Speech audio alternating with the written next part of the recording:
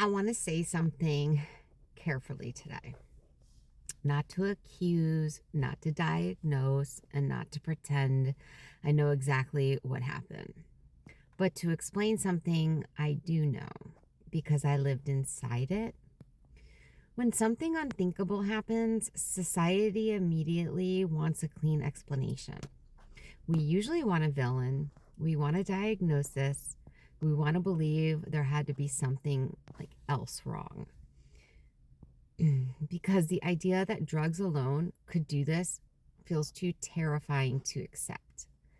People ask, wasn't there mental illness? Wasn't there something deeper? Didn't someone push him?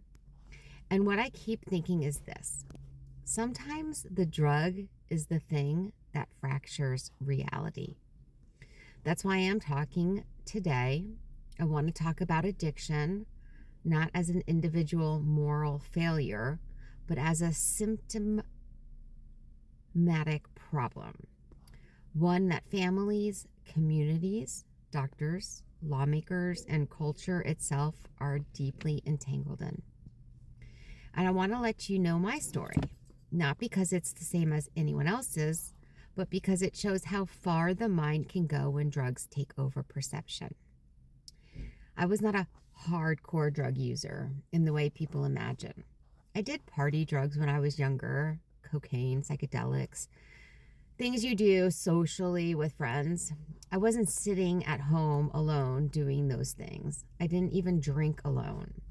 But Adderall was different. Adderall was my drug of choice. Adderall was the drug I was addicted to. It was prescribed, and because of that, society doesn't want to call it a hard drug. I do, because of what it did to my mind when I abused it over time. I became paranoid in a way I didn't recognize as paranoia. I became convinced people were watching me, tracking me, orchestrating things behind the scenes. I thought my sister, who hadn't spoken to me in years, was somehow manipulating events to force me to therapy. That makes no sense now, but at the time, it absolutely felt real. I thought my HOA was recording me. I didn't even know anyone in my HOA. They had never done anything to me, but I believe they were deliberately trying to make my life uncomfortable. That was about 20 years ago. Before we understood hacking the way we do now. Facebook was brand new. YouTube was just starting. I didn't even have language for what was happening. I just knew something felt wrong and my brain filled in the blanks. I quit my job because it was overwhelming. I lived off my savings, convinced I had plenty when I didn't. I wanted to get another job, but I couldn't even show up for the interviews. And when I did, I would tell interviewers they were ridiculous if they didn't hire me. I had totally lost touch with reality. Instead of seeing that I was unraveling, I believed something external was happening. Someone was pulling strings. Someone was watching me. I became afraid to leave my house. I stayed in a hotel, awake all night, staring at the door, convinced someone was coming for me. Eventually, I left North Carolina and just drove because I believed if I could get far enough away, I'd be safe. I thought exit signs were traps. I thought my phone was tapped. I was just taking Adderall. I remember sitting in a parking lot, convinced I received a message saying, "I see you. You can't get away." I don't know if that message ever truly existed. What existed was a full psychotic break. I stopped in Tennessee at a motel, the kind where you open your door and you're already outside. The next morning I saw the maintenance man and my brain did something terrifying. I confused him with the man I had worked with 10 years ago in college. And suddenly this stranger wasn't just a stranger. He was proof. Proof I'd been watched my whole life. Proof they knew where I was. The night before, I had a dream I contacted a lawyer to press charges against my HOA. It was just a dream, but I believed it actually happened. I started confusing dreams with reality. I thought something was in the air, that something was in the air conditioning unit. I opened it. I messed with it. I saw the man walk past my window and banged on the glass saying, "I know who you are." The police came. I had never been arrested in my life, and I was arrested then. Why am I telling you this? Because when people talk about tragedies involving drugs, they often underestimate how convincing psychosis is from the inside. Paranoia doesn't just feel crazy. It feels logical. It feels like clarity. And that brings me to what I've been thinking about lately, about a young man whose parents are now gone, and about the question people are asking. I don't know what happened. I don't pretend to. But I understand how an addicted, overstimulated mind can misinterpret concern as control, love as manipulation, and a normal social situation as a setup. From what's been reported earlier in the day, there was a party. He didn't seem to connect easily. He said odd things, maybe because he was just trying to talk while too high to read the room. And in environments like Hollywood, people are already guarded. Whispers happened, concern travels.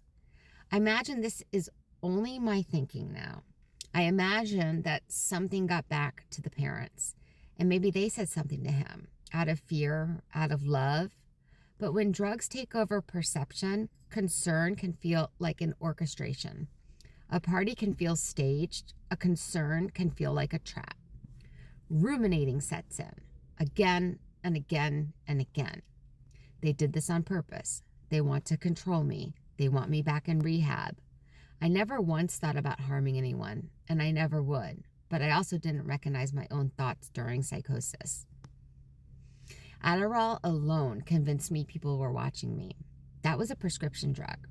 So when people ask, was it really just drugs? I think you have no idea how far drugs can take someone. You don't know how long he's been awake. You don't know what substances were involved. We don't know the combinations, the sleep deprivation, the intensity. I doubt he was sober. I doubt he was thinking clearly. This doesn't excuse anything, but it does explain how reality itself can fracture. And this is the part lawmakers and decision makers still don't want to face. Addiction is not just an individual problem. It's a societal one. We push drugs constantly. Prescription drugs, performance drugs, party drugs, and then act shocked when they're abused. All drugs are dangerous when used wrong. When you're deep in addiction, you become a kind of narcissist, not because you are one by nature, but because the drug turns you inward. Everything feels like it's happening to you. You're the victim in every scenario. I took Adderall because it was prescribed to me. So when things went wrong, the story wasn't, I'm abusing this drug. It was, I need this drug. The doctor says I need this drug. Addiction protects itself with explanations because admitting it's the drug means everything else has to stop. This is why we can't keep framing addiction as a moral failure. It's a public health issue, a regulatory issue, a cultural issue. Because when perception fractures under drugs, reality becomes unreliable. And by the time people realize how far gone someone is, it's often too late. That's why I told my story. Not to excuse, not to accuse, but to explain the people miss. Explain what people miss. Sometimes the drugs is the disaster, long before anyone realizes what's really been lost. I hope this makes sense. If you're battling addiction, please get help.